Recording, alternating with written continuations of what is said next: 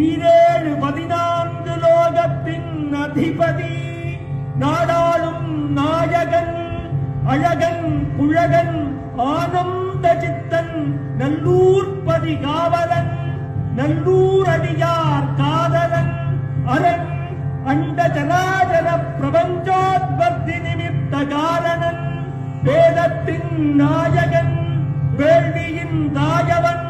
முறையாகம பொருளவன் முத்தமிழ் ஆனவன்